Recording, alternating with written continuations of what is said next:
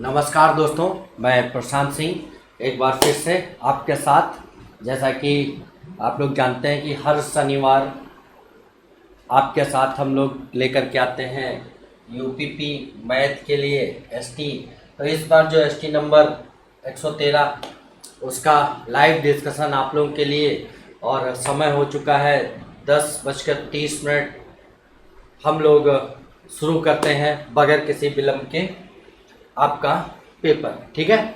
तो जो आप लोगों ने अभी 10 बजे तक ऑफलाइन में एसटी दी या ऑनलाइन में कुछ लोगों ने दी होगी, उन्हीं के लिए मैथ का डिस्कशन लेकर के आए हैं।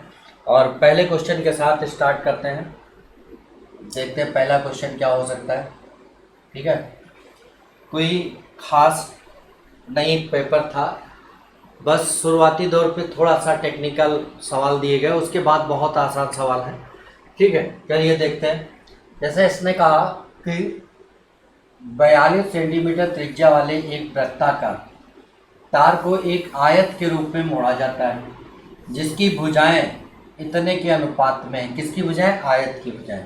तो इस आयत की छोटी भुजा की लंबाई क्या होगी, ठीक है। तो भाई वृत्ताकार तार को मोड़ा गया है, ठीक है, वृत्ताकार तार।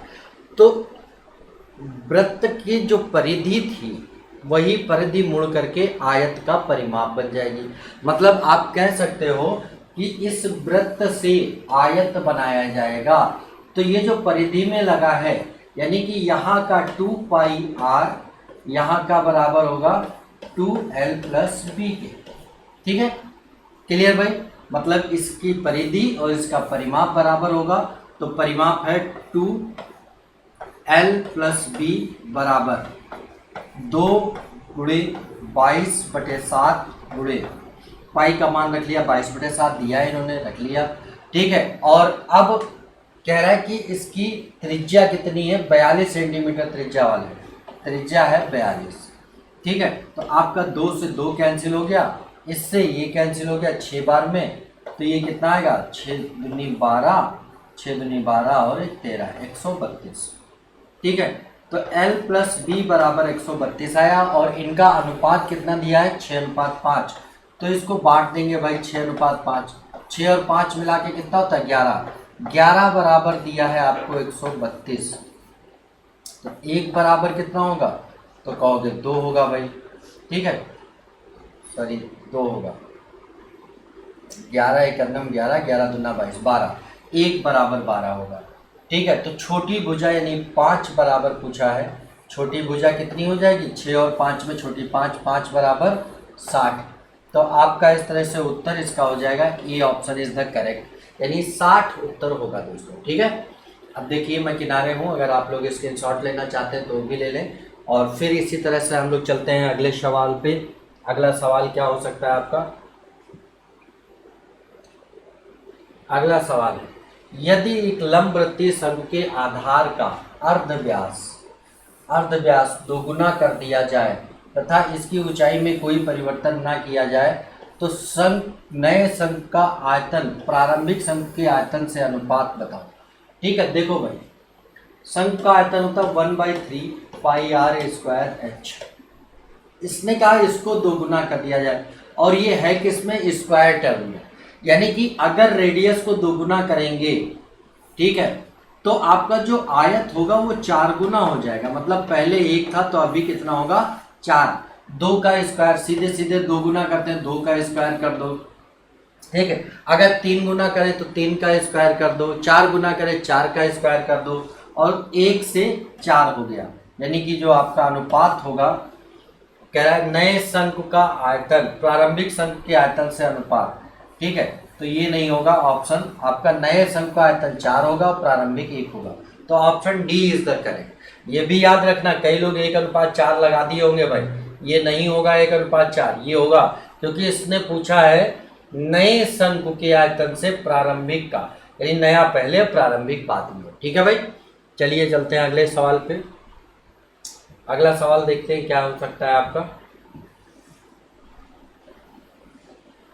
देखिए भाई, धातु की एक खोखली गेंद का बाहरी व्यास 6 सेंटीमीटर है तथा उसकी मोटाई 1.2, इसको हम लोग लिख सकते हैं 0.5 सेंटीमीटर। ठीक है, ये है। इस गेंद का आयतन क्या होगा? ठीक है, देखो भाई, आयतन मतलब कि उसमें लगी धातु का आयतन पूछना था इसे, तो गेंद का आयतन नहीं, गेंद में लगी धातु का आयतन। ठीक है, धातु का आयतन। तो धातु का आयतन देखिए, अगर गेंद है, खोखली गेंद है, तो इसमें आप देखोगे दो गेंद बनेंगी, एक छोटी और एक बड़ी। ठीक है, तो बाहरी गेंद का व्यास दिया है, ये 6 है। ठीक है, और ये 0.5 मोटाई है, यहाँ से यहाँ तक, यहाँ से यहाँ तक ये 0.5 है। ठीक है, क्या है भाई? आप कहोगे कि ये जो है 0.5 है और ये 0.5 है। ठीक है, और बाहरी का पूरा व्यास कितना दिया है? बाहरी का 6। ठीक है, तो अंदर का व्यास कितना होगा? तो आप कहोगे 6 से 0.5 इधर, 0.5 इधर, यानी 1 कम हो जाएगा, बचेगा कितना? 5। ठीक है भाई, तो आप कहोगे कि बड़े वाले आयतन से अगर छोटे वाले का आयतन माइनस कर दें, तो आपका बड़े वाले आयतन से छोटे वाले आयतन को माइनस कर दिया जाए, तो इसमें आयतन, काहे का आयतन आ जाएगा? लगी धातु का आयतन। ठीक है, तो माइनस कर देते हैं। अब गोले का आयतन, गेंद का आयतन क्या होता है? 4/3 पाई आर क्यूब। ठीक है, तो एक बड़ी कैपिटल आर मान लेते हैं और एक 4/3 पाई स्मॉल आर क्यूब मान लेते हैं। ठीक है, तो 4/3 पाई तो कॉमन हो गया भाई, बचा क्या? आर क्यूब माइनस स्मॉल, छोटी का आर क्यूब। आर है कितना? 4/3 गुणे 22/7 लिख लो, क्योंकि पाई का मान दिया है 22/7। अब आर बड़ी वाली का कितना है भाई? तो आप कहोगे कि 6/2 यानी 3। ठीक है, छोटी वाली का कितना है? 3 का क्यूब, और छोटी वाली का कितना है? 5/2 का होल क्यूब। भाई क्योंकि ये आपको दिया था व्यास 6, तो त्रिज्या क्या होगी? इसकी आधी। ठीक है, और ये बीच वाले की त्रिज्या कितनी हो जाएगी? 5 हो जाएगी, क्योंकि एक एक इधर से कम हो गया। ठीक है, तो अब इसको हल करेंगे। 4/3 गुणे 22/7 गुणे, ठीक है, ये 25/4 हो जाएगा, और ये हो जाएगा 27। तो 27 का 4 से गुणा करेंगे। ठीक है, तो 20 चौके 80 और 7 चौके 28, यानी कि 108 माइनस 25। ठीक, तो इसको आप हल करेंगे। 9 माइनस 25/4, सॉरी 9 नहीं, 1 मिनट, 125/4 चौक 100, 2 दूना 4 दूनी चौके, 2 दूना 4 दूनी 8, 8 हो जाएगा। ये क्या हो जाएगा? 8, और ये होगा 27। इसको हल कर लेंगे तो आपका जो आंसर आने वाला है, कौन सा आंसर आएगा भाई? आप कहोगे 47 सही 2/3। ठीक है, अगर आप हल ना कर सकें तो बताइएगा, हल करके दिखाएंगे। ये यहाँ पर ये 27 होगा भाई, ये फिर से मैं लिख दे रहा हूँ। अरे यार तुम मत जाएगा भाई।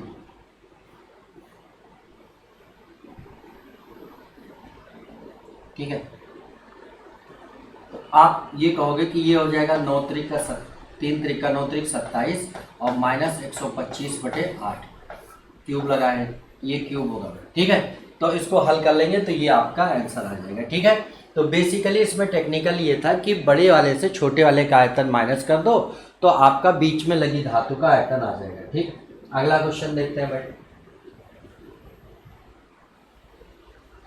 कितने समय में 1000 रुपये की धनराशि 10% वार्षिक ब्याज की दर से ये हो जाएगी, जबकि ब्याज वार्षिक संयोजित होता है? भाई देखो, 1000 से 1331 हो गया। आप कहोगे कि ये 10 का क्यूब है और ये 13 का क्यूब है। क्या है? ये क्यूब है। क्यूब का मतलब सीधे सीधे 3 साल, अगर वार्षिक देय है। अगर अर्धवार्षिक देय होता तो 3 का आधा आपका कितना होता है? 1.5 साल हो जाता है। ठीक है, तो इसमें तो कुछ करना ही नहीं था। अगला सवाल देखिए। अब ये कह रहा है कि 1000 रुपए की धनराशि पर 2 वर्षों के साधारण ब्याज और चक्रवृद्धि ब्याज प्रति वर्ष संयोजित का अंतर 10 रुपए है। तो तुरंत देखो ये 10 कितना प्रतिशत है? 1000 का गुणे 100। तो आप कहोगे कि भाई आया 1%, और ये 1% का अंतर किससे आता है? 10% से आता है। ये हमने अकॉर्डिंग टू टेबल आपको करना सिखाया है। ठीक है, तो देखिए ये इस तरह के सवाल फटाफट करने लायक होते हैं। ठीक है, कंपाउंड इंटरेस्ट जितना ही आपको टफ लगता है उतना ही आसान हो जाएगा अगर आपने पूरा प्रॉपर वे में जो हमने कॉन्सेप्ट पढ़ाए हैं वो कॉन्सेप्ट सारे पढ़ लिए तो। ठीक है, क्लियर भाई? तो चलिए चलते हैं अगले सवाल पर, देखते हैं अगला सवाल क्या हो सकता है। बहुत आसान आसान सवाल दिए गए हैं। ये कह रहा है साधारण ब्याज की कोई धनराशि 2 वर्षों बाद इतने रुपए, ठीक है, 2 वर्षों बाद 720 रुपए, और 5 और अधिक वर्षों बाद, यानी कि 5 2 ये 5 और अधिक मतलब कितना हो जाएगा 7 वर्षों बाद। 7 वर्षों में कितनी हो जा रही है 1020। ठीक है, तो आप देखोगे यहाँ 5 साल बढ़े तो ये धनराशि कितनी बढ़ी, तो आप कहोगे 300 रुपए। तो आप कह सकते हो ये 5 साल का ब्याज है जो बढ़ा, तो 1 वर्ष का ब्याज क्या होगा भाई, तो आप कहोगे 60 रुपए। तो 2 वर्ष का ब्याज क्या होगा, आप कहोगे 120 रुपए। अब 2 वर्ष का क्यों निकाला, क्योंकि ये 2 वर्ष का मिश्र धन दिया था 720, इसमें से 2 वर्ष का ब्याज माइनस कर दें तो आपका मूलधन आ जाएगा 600 रुपए, यानी कि आपका answer B is the correct answer. ठीक है, आप चाहें तो स्क्रीनशॉट भी ले सकते हैं। चलिए अगले सवाल पर देखते हैं, अगला सवाल क्या कहता है। बढ़िया सवाल है थोड़ा सा। ये कह रहा है मान लीजिए n वह बड़ी से बड़ी संख्या है जिससे इनको इनको और इनको भाग देने पर प्रत्येक दशा में समान शेषफल बचता है। ठीक है, तो कभी भी ऐसी समस्या दे दे कि किसी संख्या से भाग दिया जा रहा है और बड़ी से बड़ी संख्या, बड़ी से n बड़ी से बड़ी संख्या, ठीक, तो इसका मतलब है कि हमें HCF निकालना है, लेकिन HCF किनका निकलेगा, इनमें से शेषफल माइनस करने के बाद। वो शेषफल नहीं दिया है तो कोई बात नहीं, इन तीनों संख्याओं का जब समान शेष बचता है तो इन संख्याओं का HCF और इनके अंतर का HCF बराबर होता है। तो इनका अंतर निकालेंगे, ये आएगा 4 और ये आएगा आपका 3। ठीक है, 8 में 6 गया 2 और ये आ गया 22 40 आएगा सर। 5 में 5 गया 0, 10 में 6 गया 4, 8 में 6 गया 2 और 6 में 2। ठीक है, फिर 6905 से माइनस कर देते हैं 1305। ठीक, 5 0 और बचा ये आपका कितना 6 और इधर बचा आपका 5। ठीक है, फिर 4665 से माइनस कर देते हैं 1305। ठीक, तो 0 6 और 6 3 गया 3 3 ये बचा। अब हमें निकालना है इनका HCF। तो HCF निकालने के लिए बड़ी 2 संख्याओं को पढ़ो, सबसे बड़ी 2 बड़ी संख्या को दूसरी सबसे बड़ी संख्या से भाग लगा दो, एक बार जाएगा 33 60 आएगा, बचेगा कितना 40 और 2 ये बचा 22 40। 22 40 से 33 60 को भाग लगाएंगे, फिर एक बार जाएगा 22 40 और अब शेष क्या बचा, तो आप कहोगे कि भाई 1120 बचा। अब 1120 से 2240 को भाग लगाएंगे तो 2 बार जाएगा 2240, पूरा कैंसिल, शेष 0। जब शेष 0 बचा तो वो जो संख्या आई वही इनका HCF हो गया, मतलब वो जो n आया वो आपका 1120 आया और इनके अंकों का योग चाहिए था। तो इनके अंकों का योग कितना हो जाएगा भाई, तो 1 1 2 और 1 2 4, तो इनके अंकों का योग कितना हो गया 4 हो गया। ठीक है भाई, तो इस तरह से आपका ये वाला सवाल भी हो गया। चलिए अगले सवाल पर देखते हैं, अगला सवाल क्या कह रहा है।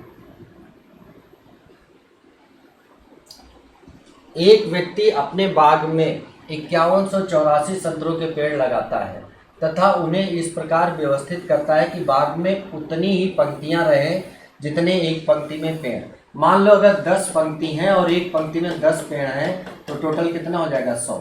मतलब कि सीधे सीधे कि ये जो अगर 100 दिया होता, 100 का स्क्वायर रूट निकालते तो एक पंक्ति में कितने पेड़ हैं ये आ जाते और कितनी पंक्तियां हैं उतना आ जाता। तो इसका मतलब हमें सीधे सीधे 5184 का वर्गमूल निकालना, यही आंसर हो जाएगा। ठीक है, तो मतलब देखिए दोस्तों, ये वर्गमूल भी पूछता है, इनडायरेक्ट वे में पूछता है। ठीक है, ये एक लैंग्वेज दे करके उसमें वर्गमूल निकालने कहा गया।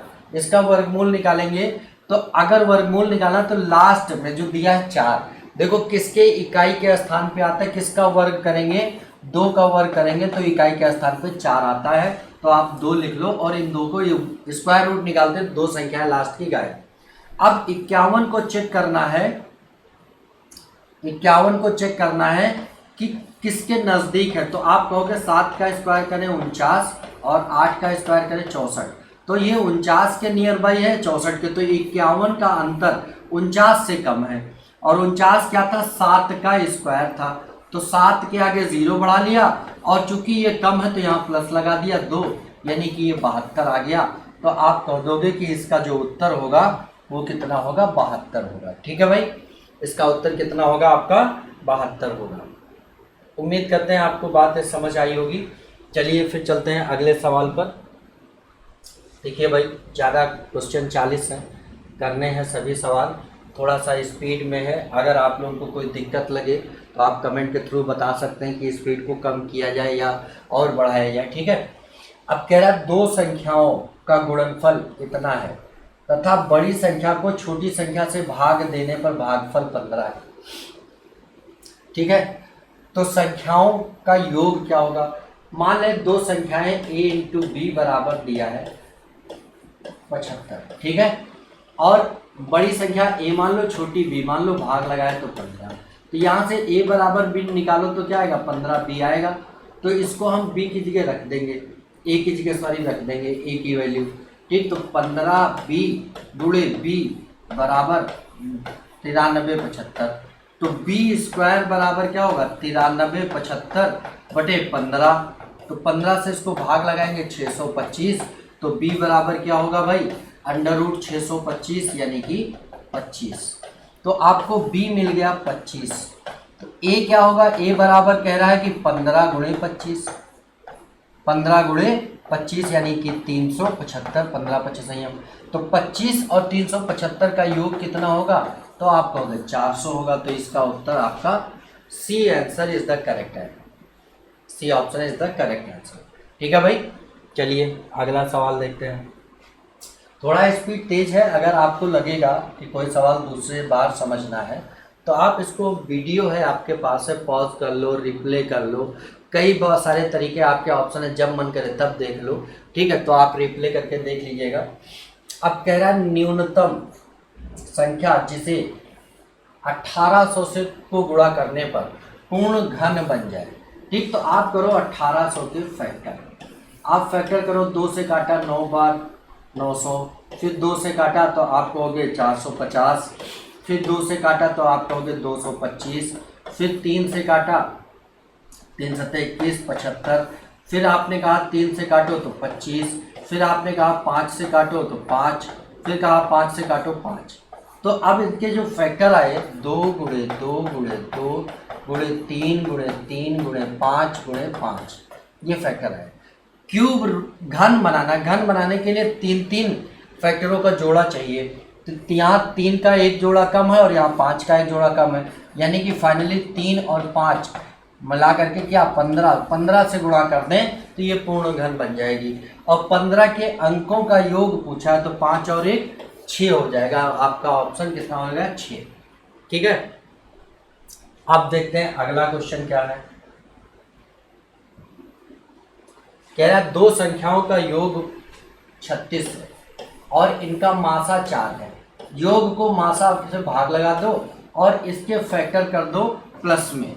अगर ये एक 8 होगा तो एक 1 होगा, अगर एक आपका 7 होगा तो ये 2 होगा, अगर ये 6 होगा तो ये 3 होगा, अगर 5 होगा तो ये 4 होगा। इसके बाद फैक्टर करेंगे तो यही रिपीट, 8 और 1 9 होता है, 7 और 2 9 होता है, 6 3 9 होता है और 5 4 9 होता है। ये फैक्टर हो गया। लेकिन ये फैक्टर चाहिए को प्राइम, तो आप देखोगे इसमें से ये को प्राइम नहीं है, बाकी 3 फैक्टर जो है वो को प्राइम है। इसका मतलब आपका जो आंसर होगा, कह रहा है कितने युग्म संभव है, तो युग्मों की संख्या हो गई आपकी 3। ठीक है भाई, कितने युग्म हो गए, तो 3 युग्म हो गए। आइए अगला सवाल देखते हैं भाई। देखिए, किसी व्यक्ति से उसकी आय बताने को कहा गया, उसका उत्तर था 3 वर्ष बाद मेरी आयु लीजिए। अगर मान लीजिए इसकी आयु x है तो 3 वर्ष बाद क्या होगी, x + 3, और उसका 3 गुणा करिए, उसे 3 से गुणा कीजिए। गुणनफल में से 3 वर्ष की पहले की आयु के 3 गुणे को घटाइए, तो 3 वर्ष पहले क्या होगी x माइनस 3, इसके 3 गुणे को इसमें से घटा दो तो बराबर उसकी आयु यानी x मिलता है। तो ये क्या होगा 3x प्लस 9 माइनस 3x, और ये माइनस और माइनस मिला करके प्लस हो जाएगा 9 बराबर x। तो ये माइनस प्लस कैंसिल, तो x बराबर कितना आ गया 18। ठीक है, तो 18 वर्ष उसकी आयु आ गई, x बराबर आ गया, तो ये क्या है 18। इसको बाई ऑप्शन भी कर सकते हैं। ठीक है, बाई ऑप्शन जैसे आपने 18 चुना, 3 वर्ष बाद कितना होगा ये कहोगे 21, और 21 का 3 गुना कितना होगा 63, फिर 3 वर्ष पहले कितना होगा 15, 15 का 3 गुना कितना होगा 45, तो 45 और 63 का अंतर 18 होना चाहिए, जो कि है, यानी कि ये ऑप्शन आपका सही है। तो बाई ऑप्शन भी इसको आप कर सकते थे। ठीक है दोस्तों, उम्मीद कर रहे हैं बात आप लोगों को समझ आ रही होगी, और अगर कहीं पे दिक्कत लगे तो आप पूछते रहिएगा भाई, या रिप्ले करके देख सकते हैं, मैं एक एक चीज़ क्लियरली बता रहा हूँ। अब देखिए अगला सवाल क्या है, पढ़े भाई आप लोग।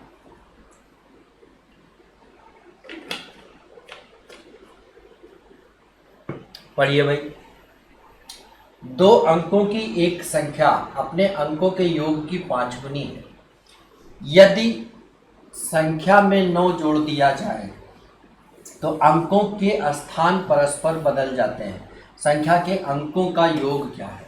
ठीक है, इसको हल नहीं करेंगे हम लोग, बाई ऑप्शन करेंगे। बहुत आसान तरीका है ऑप्शन से करना है इसको। ठीक है, जैसे अगर मान लें संख्या का योग 9 तो संख्या क्या है 2 अंकों की एक संख्या अपने अंकों के योग की 5 गुनी, यानी कि संख्या इसकी 5 गुनी, तो कितनी होगी 45। अब अगर इसमें हम 9 जोड़ें तो ये क्या होगी 54। ठीक, तो देखिए अंक बदल गए कि नहीं बदल गए? तो आप कहोगे जब अंक बदल गए तो इसका मतलब यही आपका उत्तर हो गया, पहले ही ऑप्शन उठाया। बात समझ में आई कि नहीं? कह रहा है अंकों का योग बताइए, नहीं ऑप्शन में योग दिया है, योग अगर 9 उठाया तो वो संख्या क्या होगी इसकी 5 गुनी, ये पहले लिखा है 5 गुनी 45। अब कह रहा है अगर 45 में 9 जोड़ दें तो क्या होगा, तो संख्या के अंक परस्पर बदल जाएंगे, तो बदल जाएंगे मतलब 9 जोड़ा तो कितना हो गया 54 हो गया, बदल गए अंक, इसका मतलब कि हमने जो ऑप्शन उठाया वो सही था। ठीक है, आइए और देखिए नंबर सिस्टम के बहुत सारे क्वेश्चन हैं जो आप ऐसे ही कर सकते हैं इसी तरीके से। ठीक है, ऑप्शन से बहुत आसान रहेगा जब ये अंक बदलने और इस तरह से बात करता है। ठीक है, लोहे के खोखला पाइप, देखिए खोखला पाइप है, कुछ ना कुछ तो वही कहानी करेगा जो अभी हम लोगों ने गोला में की थी। 21 सेंटीमीटर लंबा तथा इसका बाहरी व्यास इतना है। यदि पाइप की मोटाई इतनी हो, ठीक है, तथा लोहे का भार इतने ग्राम प्रति सेंटीमीटर हो, क्यूबिक सेंटीमीटर, पाइप का भार बताइए। भार का मतलब है कि उसमें लगी धातु का आयतन, और आयतन का गुणा कर दें क्योंकि 1 घन सेंटीमीटर आयतन का भार दिया है इतने ग्राम। ठीक है, तो अब पाइप का जो पाइप होता है वो बेलनाकार होता है, और बेलन का आयतन होता है क्या है पाई आर स्क्वायर एच। ठीक, तो एक आर कैपिटल मान लो और इसमें से pi small R square H minus कर दो। एच और पाई कॉमन है दोनों में, पाई एच कॉमन ले लो तो बचा क्या R square minus R square. ठीक है, पाई का मान 22/7 बोला गया है, एच 21 है लिख लिया, गुणे आर कितना, पहला वाला आर तो 8 है तो 64 होगा इसका स्क्वायर। दूसरा अब कह रहा है 1 सेंटीमीटर, मतलब अगर ये मान लो खोखला बेलन था, देखिए मैं खोखला बेलन बना दे रहा हूँ। ठीक है, ये आपका खोखला बेलन था। ठीक है, इसकी मोटाई ये वाली थिकनेस जो दी है, ये वाली थिकनेस दी है 1, तो एक इधर कम हो गया तो 2 कम हो गया 8 में, तो बीच वाला बचा कितना, तो आप कहोगे 6 बचा, और 6 का स्क्वायर कितना होता है 36 होता है, 36 माइनस कर दिया। ठीक, 7 3 21, 21 दिया 63, गुणे इसमें से माइनस करेंगे 36, 14 6 गया 8, और 5 में 3 गया 2 28। ठीक, ये जो आया इसको 8 से गुणा और कर दो भाई, पाइप इतना है इसका बाहरी व्यास। देखिए एक गलती और करी, बटे 4 और करना है, क्योंकि ये दिया था व्यास, ये व्यास दिया था, हमें त्रिज्या चाहिए थी, तो बटे 4 और करना है। ठीक, तो बटे 4 और कर दो, ये 7 आ जाएगा। ठीक है, गुणे 8 कर दिया। अब ये जो आया आपका कितना आया भाई, 66 गुणे 7 गुणे 8। 8 इसलिए गुणा कर दिया कि इतना तो आ गया इसका आयतन, इसको 1 घन सेंटीमीटर से भाग लगाएंगे, गुणा करेंगे तो आएगा टोटल आयतन। इतना आयतन आ गया, ये कितने ग्राम हो गया, 1 ग्राम में है, किलोग्राम में बदलना तो 1000 से भाग लगा दें। ठीक, तो यह आप गुणा करोगे 3.696 आ जाएगा। ठीक है, तो A option is the correct answer. Clear भाई, बात समझ आ रही कि नहीं आ रही? चलिए अगले सवाल पर देखते हैं। कह रहा है ए अकेला किसी काम को 6 दिन में तथा बी अकेला 8 दिन में पूरा करता है। ठीक है, चलो भाई, ए 6 दिन में करता है और बी 8 दिन में करता है। ठीक, ए बी ने इसको मिलकर इतने रुपए में करने का ठेका लिया, सी की सहायता से इन्होंने 3 दिन में कर दिया, यानी कि ए प्लस बी प्लस सी मिल करके 3 दिन में कर दिया।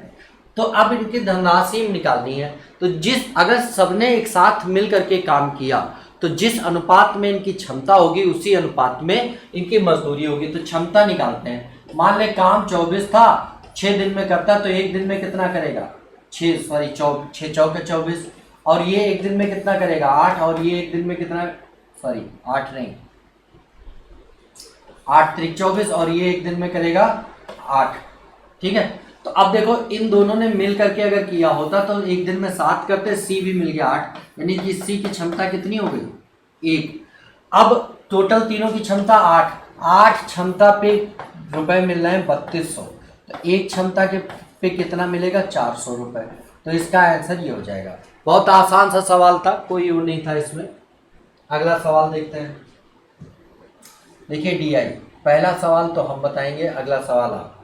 ये कह रहा है कि ये देखिए दिया है, यहाँ दिए गए पाई चार्ट में परिवार के घरेलू व्यय का प्रतिशत, यानी ये 18%, ये 18% है, ये 9% है, ये आपका 23% है, ये 13% है, ठीक, ये 12% है, और ये 25%।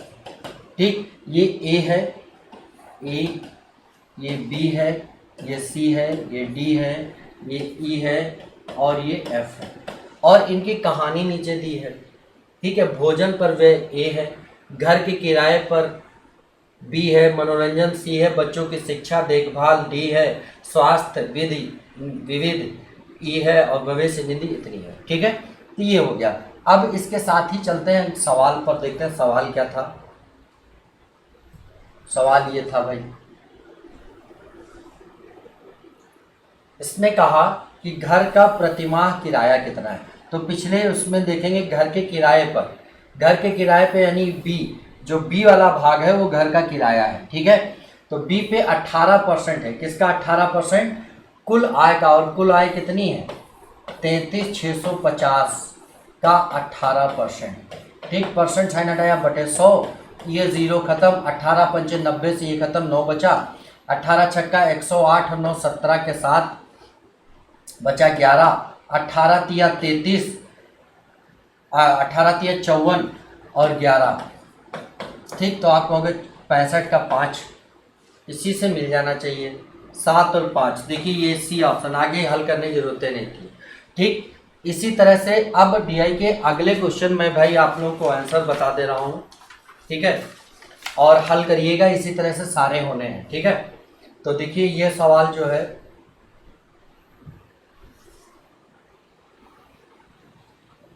इसने पूछा है भविष्य निधि के रूप में बचत क्या होगी, क्वेश्चन नंबर 17। तो 17 का ऑप्शन आपका ए सही होगा। ठीक है, अगले सवाल पर देखते हैं। अगले सवाल में क्या कहता है, ये डीआई कर लीजिएगा, नहीं होंगे तो बताइएगा, डीआई का एक फिर वो बना देंगे।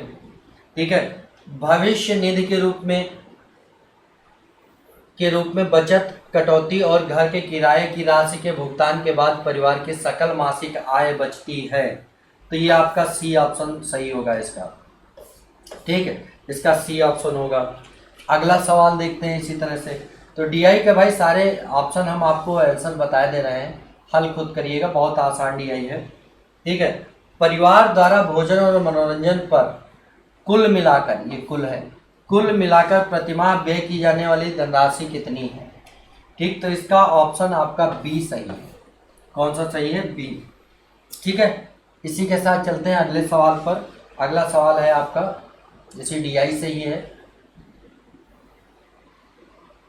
ये कह रहा है यदि परिवार में बच्चे न होते तो भविष्य निधि को सम्मिलित करके प्रतिमाह परिवार की बचत की राशि कितनी होती? ठीक है, तो 20वां इसका ऑप्शन आपका डी सही है। ठीक है, तो ये लगा लीजिएगा और हम लोग चलते हैं अगले प्रश्न पे। ठीक है, अगला प्रश्न आपका क्या है?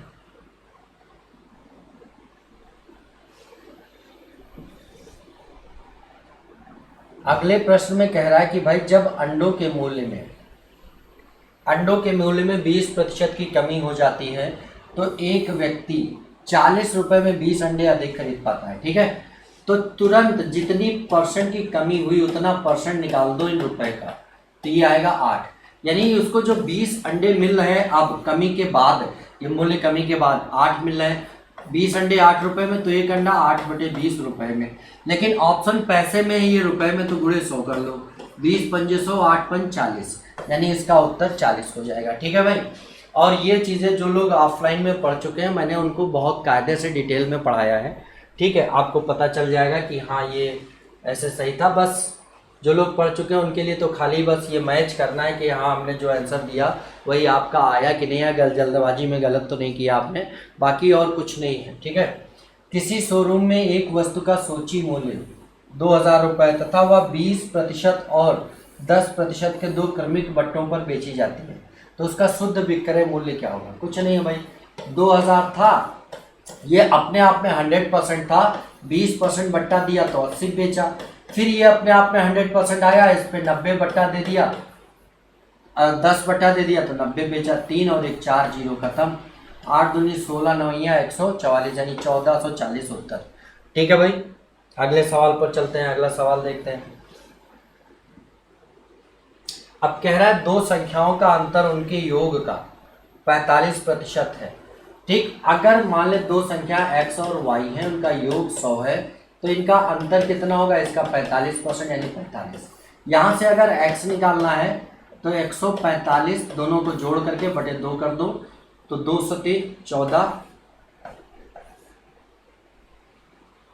2 दूना 4, 72/5। y निकालना है तो दोनों को घटा दो। ठीक है, तो यानी 55/2, ये भाई 55 है, 55/2। ठीक, तो ये कितना आ जाएगा? 2 दूना 4, 2 सते 14.5।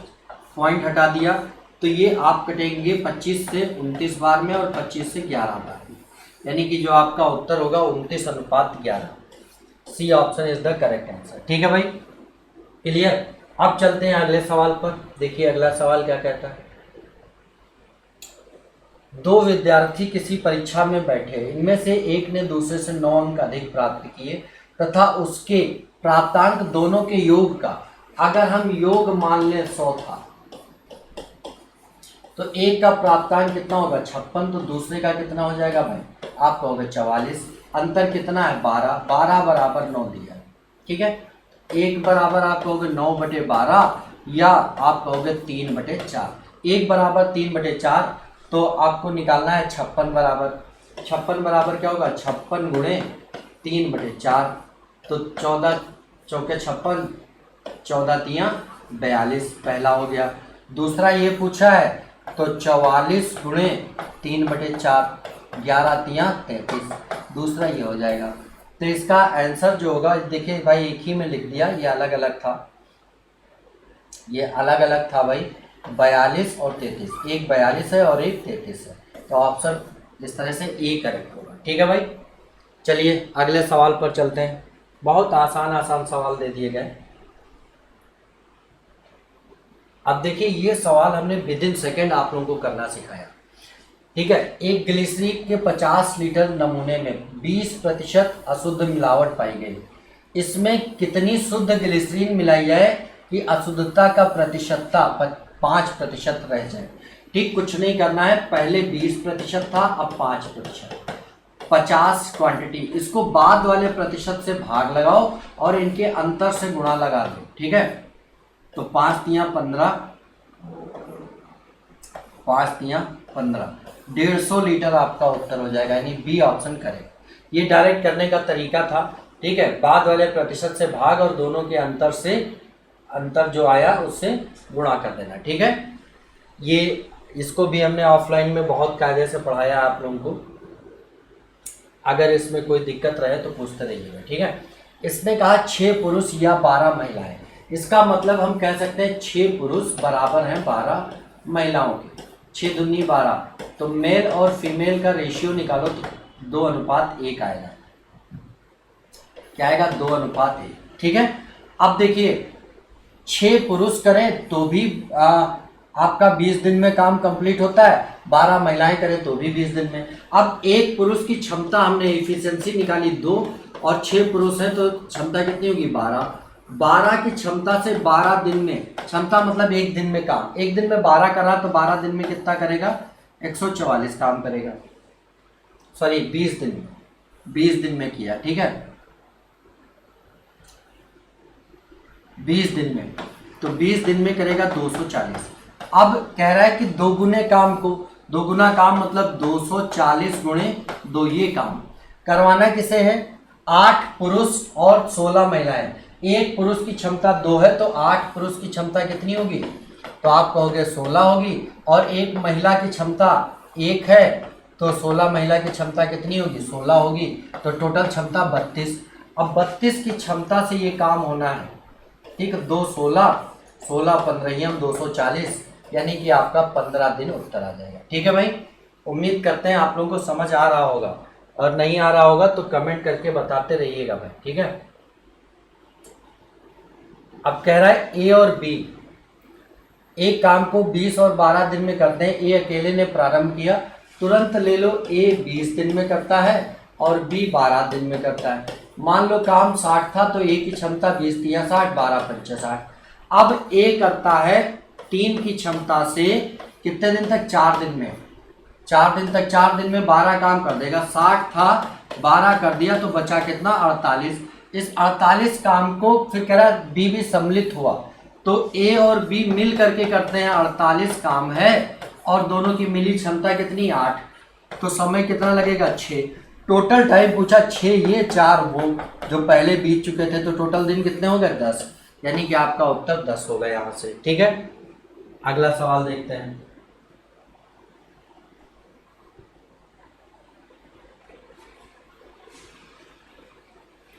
दस व्यक्ति 6 घंटे प्रतिदिन कार्य करके किसी कार्य को 18 दिन में पूरा कर सकते हैं।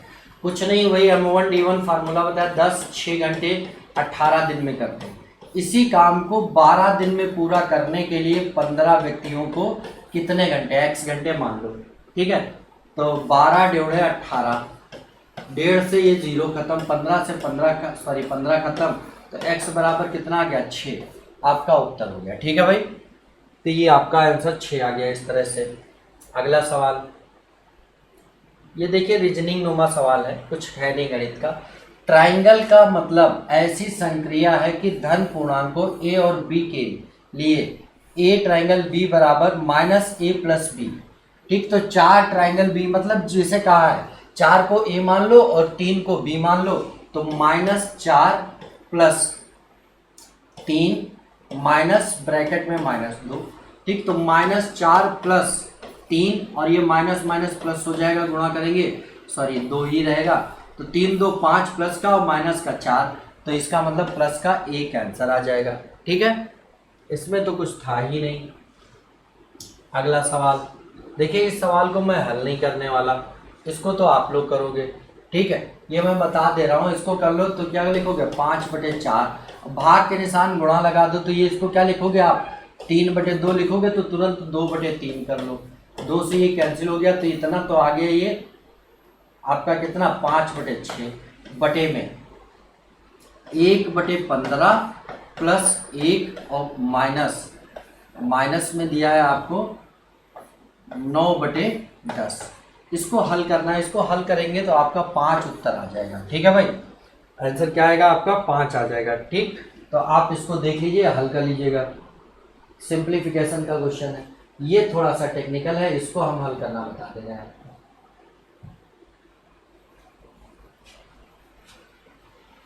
देखिए इसमें ये जो लिखा है इसको हम लिख सकते हैं 999 प्लस 1/7 प्लस 999 प्लस 2/7, मतलब इस वाले पार्ट को ये लिखा जा सकता है। ठीक है, तो अब आप देख लो ये प्लस प्लस में सब आएगा और ये कितनी बार, 1 2 3 4 5 6 बार। तो आपको तुरंत करना है 999 गुणे 6 प्लस प्लस में अभी 1/7 1/7 2/7 सब में डिनोमिनेटर बराबर है तो न्यूमरेटर जोड़ लो, 3 3 6 4 10 5 15 6 21 21/7, तो ये 3 बार कट जाएगा।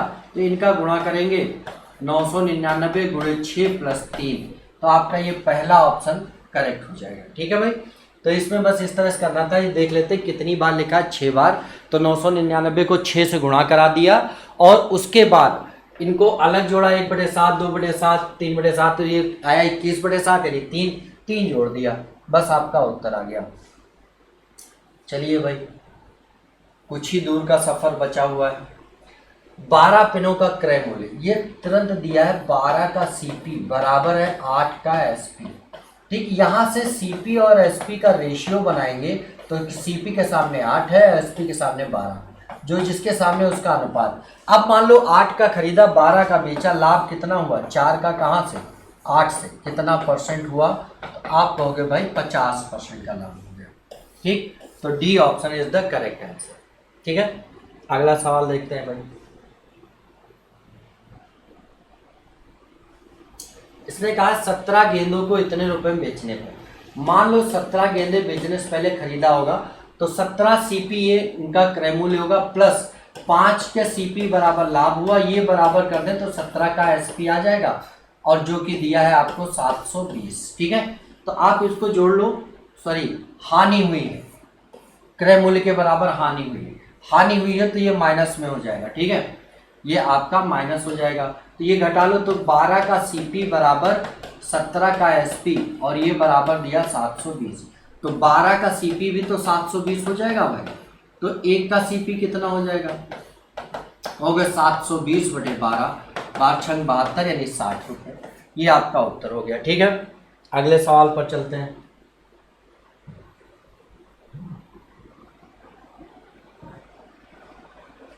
अगला सवाल कह रहा है एक लड़का अपने घर से स्कूल 3 किलोमीटर प्रति घंटे की चाल से जाता है, 2 की चाल से वापस आता है, कुल 5 घंटे लगते हैं।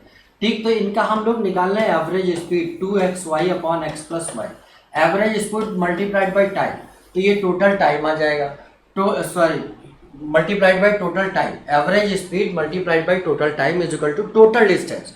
टोटल डिस्टेंस ये कौन सी, आने और जाने की, तो इसका अगर आधा कर दें तो आपको एक डिस्टेंस मिल जाएगी, तो इससे ये कैंसिल और x को मान लेते हैं 3, y को मान लो 2, तो 3 गुणे 2 बटे 3 प्लस 2 5 गुणे 5 कैंसिल, तो आपका 6 उत्तर हो जाएगा। यानी कि औसत चाल गुणे टोटल टाइम बराबर टोटल डिस्टेंस आ गई, और डिस्टेंस ये आने जाने दोनों की तरफ की थी तो उसकी आधी कर दी। अब ये देखिए भाई, एक नाव 8 घंटे में धारा के विपरीत मान लो x-y चाल, ठीक है, जिसमें ये शांत जल में नाव की चाल और ये धारा की चाल। ठीक है, ये कह रहा है 40 किलोमीटर 8 घंटे में, यानी चाल आ गई 5। फिर धारा के दिशा में 36 किलोमीटर 6 घंटे में, यानी चाल आएगी 6। तो अब आपको x निकालना है तो दोनों को जोड़ दो भाई, 11/2 यानी 5.5। y निकालना होता दोनों को घटा देते हैं, अभी थोड़ी देर पहले ये किया था जब योग और अंतर दिया था। ठीक है, अगला ये सवाल बेहतरीन है। इसने कहा कि 30 रुपये अंकित मूल्य है और इसको 15% छूट पर बेचता है, इसका 15% 4.5, और उसके साथ 1.5 रुपये मूल्य की चिड़िया मुफ्त देता है। तो मतलब ये 1.5 रुपये अगर मुफ्त ना देता, चिड़िया ना देता, तो 1.5 रुपये और छोड़ना होता, तो फाइनली कितना छोड़ना होता, 6। 30 से 6 छोड़ दिया तो बेचा कितने, 24, और जब 24 का बेचा तो 20% लाभ हुआ, यानी कितने परसेंट पे बेचा होगा भाई, 100% कॉस्ट प्राइस 20% प्रॉफिट, तो बेचा होगा 120% पे, और ये बराबर दिया 24। तो यहाँ से 100% निकाल लेंगे, तो ये 0 से ये 0 खत्म, 12 दूना 24 और एक 0 इधर चला जाएगा, यानी 20 आपका उत्तर। तो आपका C answer is the correct. चलिए अगला सवाल देखते हैं। इस सवाल में भी कुछ नहीं है, इस सवाल को तो हमने बताया था लास्ट से करते हैं। इसका निकालोगे स्क्वायर तो आएगा कितना 12, ठीक है, कितना आएगा भाई 12, और 12 इसमें जोड़ दो तो ये कितना हो गया 64, ठीक है, कितना हो गया भाई 64 हो गया। 64 का स्क्वायर रूट निकालोगे तो आएगा 8, 8 इसमें जोड़ दो तो हो गया 256, और 256 का स्क्वायर रूट निकालोगे तो कितना आएगा 16, यानी ये आपका 16 हो गया। फाइनली आपका उत्तर 16 आ जाएगा, ठीक है। ये सवाल है बढ़िया।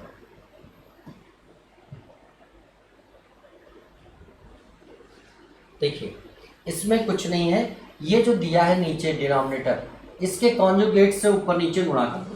तो पहले वाले हम गुणा करेंगे तो √5 अपॉन √3 प्लस √2 दिया है, ठीक। तो इसमें √3 कॉन्जुगेट मतलब √3, इसका उल्टा बस साइन चेंज कर दो, ऊपर नीचे गुणा कर देते √3 माइनस √2 से, ठीक। तो ये देखिए a plus B A minus B मतलब a स्क्वायर √3 का होल स्क्वायर माइनस √2 का होल स्क्वायर, ठीक। तो ये क्या है a plus B A minus B मतलब a square minus B square, तो √2 का स्क्वायर करेंगे 3 और √2 का स्क्वायर करेंगे 2 आएगा, 3 माइनस 2 1, नीचे 1 हो जाएगा, ऊपर बचा क्या इसका, इसमें गुणा कर लेंगे तो √15 माइनस √10, ठीक। अब माइनस साइन लगा है यहाँ पर, इसको हल करेंगे तो आपको पता है ये क्या आ जाएगा 5 और ये कितना 2, इसी तरह से इसको करेंगे तो इनको जब हल कर लेंगे, हल करने के बाद जो ऊपर का आएगा यहाँ लिखेंगे, सब कट जाएगा और फाइनली आपका उत्तर 0 आ जाएगा, ठीक है। इसी तरह से बार हल करना है जैसे ये हमने बताया, ठीक है, मतलब कि इसमें गुणा कर देना है √5 माइनस √2 से ऊपर नीचे,